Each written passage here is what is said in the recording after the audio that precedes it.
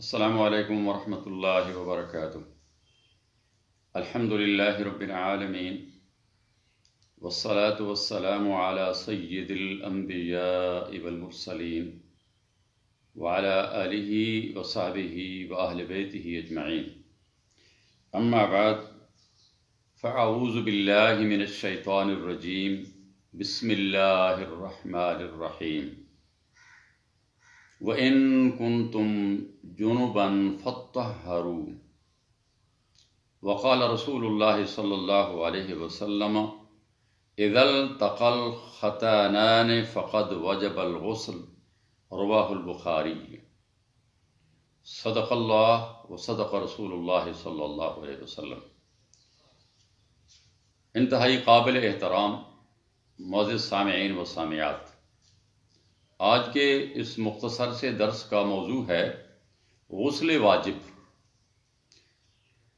یوں تو ہر مسلمان کو ہر وقت پاک صاف رہنا چاہیے، لیکن بعض ایسی حالتیں بھی آ جاتی ہیں کہ انسان کو غسل کرنا، نہانا ضروری ہو جاتا ہے، اور اگر وہ ان حالتوں میں غسل نہ کرے تو وہ گندا، میلا، ناپاک رہے گا اور اس سے بہت سی خرابیاں پیدا ہوتی ہیں۔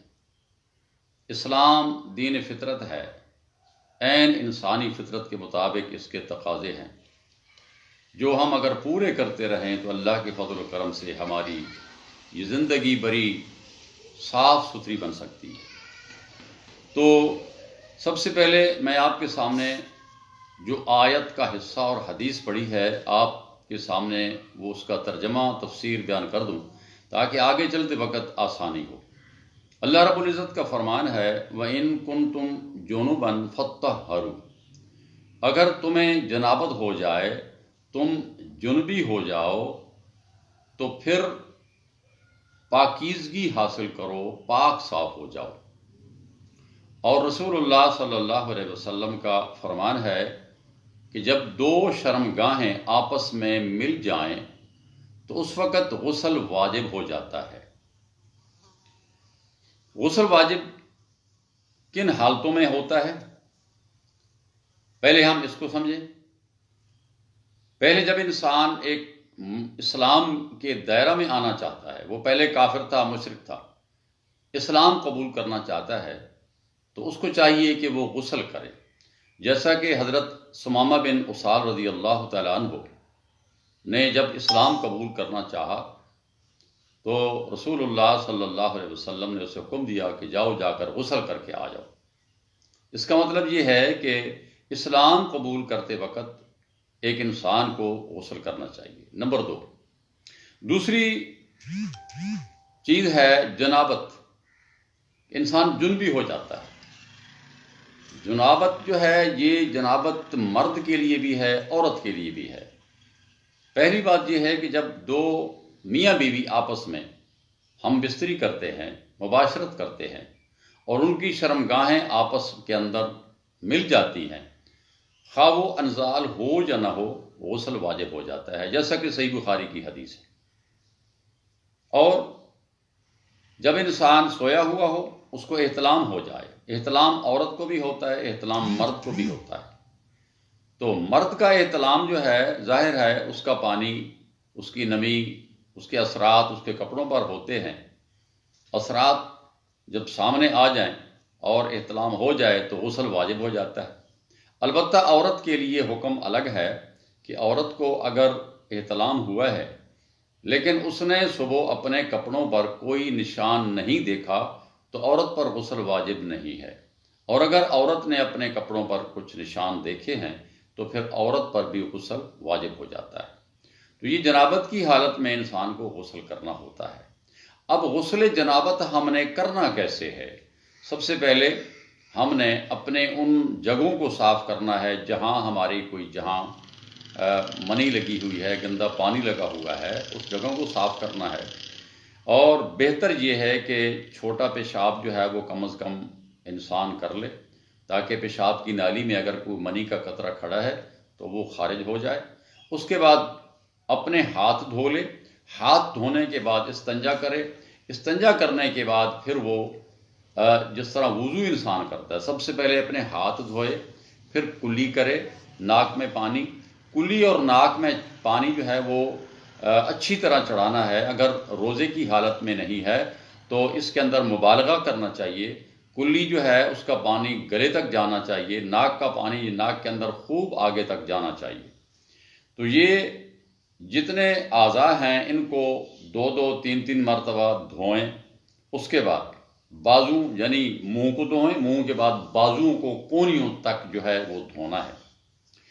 اس کے بعد پھر سر پر پانی ڈالنا ہے۔ سب سے پہلے سر پر پانی ڈالنے کے بعد پھر پورے جسم پر ایک مرتبہ پانی کم از کم بہانا ہے، اور اس طرح بہانا ہے کہ جسم کا کوئی حصہ خشک نہ رہ جائے۔ اس سے پہلے اگر آپ وضو کرنے سے پہلے یعنی غسل کرنے سے پہلے جب آپ داخل ہو رہے ہیں، اپنے واش روم میں داخل ہو رہے ہیں، غسل خانے کے اندر داخل ہو رہے ہیں، تو باہر کھڑے کھڑے آپ نے یہ دعا ضرور پڑھنی ہے، اللہم انی اعوذ بک من الخبث والخبائث بسم اللہ الرحمن الرحیم۔ یہ باہر کھڑے ہو کر آپ نے نیت کرنی ہے کہ میں نے اندر جا کر غسل جنابت کرنا ہے۔ یہ نیت جو ہے یہ ضروری ہے، اور نیت صرف دل کے ارادے کا نام ہے، الفاظ کہنے کی ضرورت نہیں ہے۔ اب غسل آپ کا جب مکمل ہو گیا، آخر میں آپ اپنے پاؤں دھو لیں۔ پاؤں دھونے کے بعد اب آپ پاک صاف ہو گئے ہیں، باہر نکلیں، کلمہ شہادت پڑھیں، اشہد ان لا الہ الا اللہ وحدہ لا شریک لہ واشہد ان محمدا عبدہ ورسولہ۔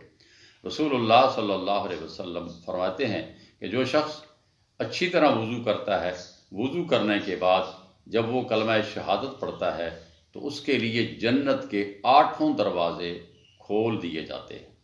اللہ تعالی ہم سب کو توفیق عطا فرمائے کہ ہم وضو بھی 5 وقت کرتے رہیں، 5 وقت کیوں ہم 6-7 وقت کرتے رہیں، اور ساتھ ہی ہم نماز کے لیے اور ویسے بھی ہم ہر وقت پاک صاف رہیں۔ اب تیسرا غسل عورت پر ہے۔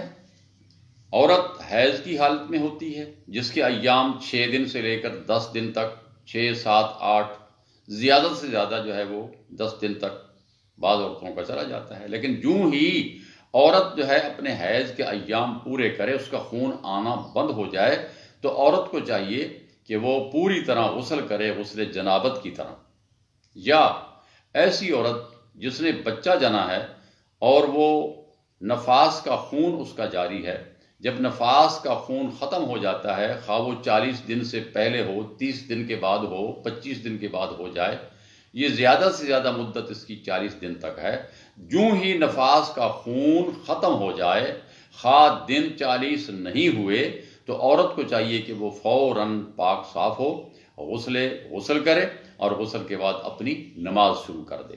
اللہ پاک نے عورت کے لیے حیض کی حالت میں اور نفاس کی حالت میں نمازیں معاف کر دی ہیں، البتہ روزوں کی قضا جو ہے یہ رکھی ہے۔ 3 غسل ہو گئے۔ چوتھا غسل جو ہے وہ میت کے لیے ہے۔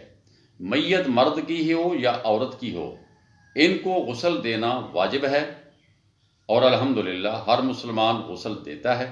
اس کا طریقہ کار بھی وہی ہے جیسے کہ انسان خود استنجا کرتا ہے، پہلے ڈھیلے استعمال کرتا ہے، پھر ہاتھوں سے استنجا کرتا ہے پانی سے، اس کے بعد پھر وضو کرتا ہے، وضو کے بعد پھر غسل کرتا ہے۔ البتہ غسل میت کے لیے پانی کا تیار کرنا، بیری کے پتے ڈال کر پانی کو گرم کرنا اور اس کے اندر بیری کے پتے ڈالنا، اور 1 بالٹی ایسا پانی تیار کریں جس کے اندر کافور ڈالا جائے، تاکہ آخری غسل جو ہے وہ میت کو کم از کم 3 مرتبہ غسل دینا چاہیے۔ 5 دفعہ بھی دیا جا سکتا ہے، 7 دفعہ بھی دیا جا سکتا ہے، لیکن بیری کے پتوں کے پانی سے یہ مسنون طریقہ ہے۔ اور ساتھ ہی جو آخری پانی ہے وہ کافور ملا پانی جو ہے وہ اس کے جسم پر بہا دینا چاہیے۔ یہ تھے واجب غسل اور ان کا طریقہ کار، یہ ہر مسلمان کے لیے ضروری ہے۔ اور ایک غسل اور رہ گیا ہے، جمعہ کا غسل۔ انشاءاللہ اگلا درس جو ہے وہ جمعہ کے غسل کے متعلق ہوگا۔ اللہ تعالیٰ سے دعا ہے اللہ ہم سب کو توفیق عطا فرمائے کہ ہم قرآن و سنت کے مطابق اپنی زندگی گزاریں، اور اسلام کے اندر پورے کے پورے داخل ہو جائیں. آمین. وما علیہ الا البلاغ وآخر دعوانا الحمد للہ رب العالمین.